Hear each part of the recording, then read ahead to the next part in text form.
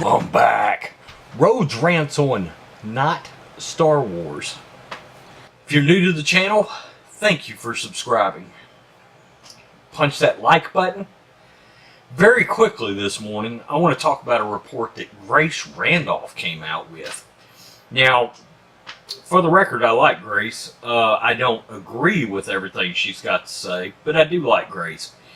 And a couple of things, people will kind of dog her out over the Kathleen Kennedy thing, but she did double down and say her original report was accurate, and frankly, nobody would take Kathleen Kennedy's job. That's why Kathleen Kennedy got an extension. And Grace has got a full breakdown of that on her YouTube channel. But the purpose of this video is to talk about Wonder Woman 1984. I'm a big DC fan. I'm a bigger DC fan than I am Marvel fan, mainly because I care about the characters more, okay, dating back to Christopher Reeve's Superman. Now, for the record, I like Henry Cavill as Superman a great deal. Affleck turned out to be a better Batman than I expected, but I wasn't thrilled with the casting originally. I liked Batman vs. Superman. I really liked Suicide Squad, even though nobody else did. I hated Justice League. I thought it was terrible. But she broke the news overnight. I don't know if anybody's seen the reports, but Wonder Woman has been pushed back to 2020. And part of this is a partial reboot, or a reboot, of the DCEU. What Warner Brothers, according to her, has decided to do here is to make Wonder Woman part of, or completely, Flashpoint. And you may be thinking, what? Flashpoint is a Flash storyline where the Flash literally alters the time. And that's how a lot of people have felt DCEU was going to reboot this universe, was to do Flashpoint. Now, for the record, I've said that TV's The Flash is the guy I wanted to play. You know, Grant Gustin ought to be Flash. But that's neither here nor there. Ezra Miller wasn't terrible, and he wasn't the worst part of Justice League by any stretch. I don't know how I feel about Wonder Woman being Flashpoint.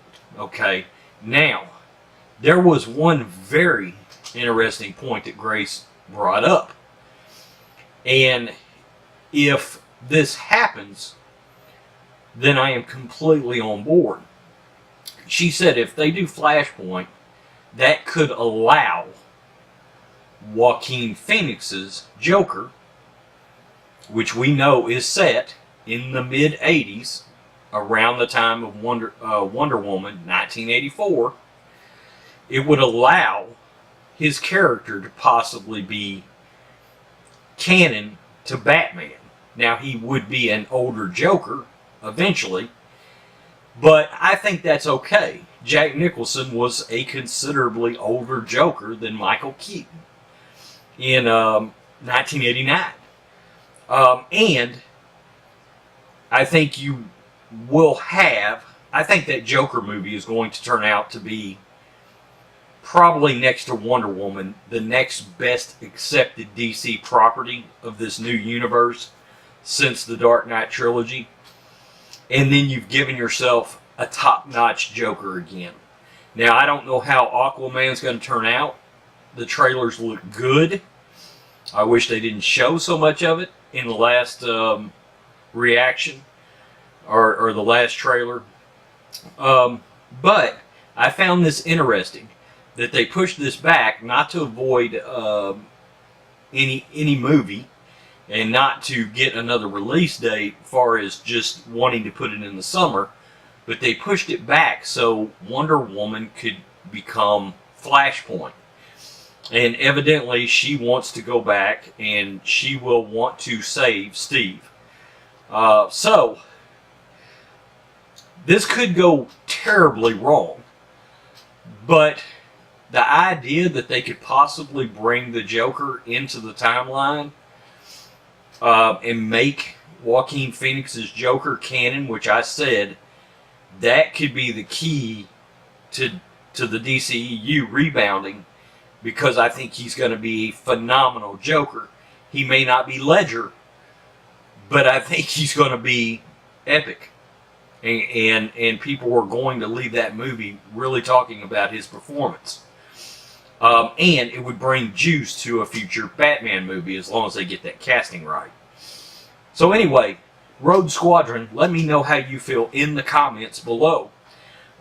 If you're new to the channel, I do talk mainly Star Wars, but I have a great interest in all things superhero movie related and horror related, mainly slashers, but horror related nonetheless.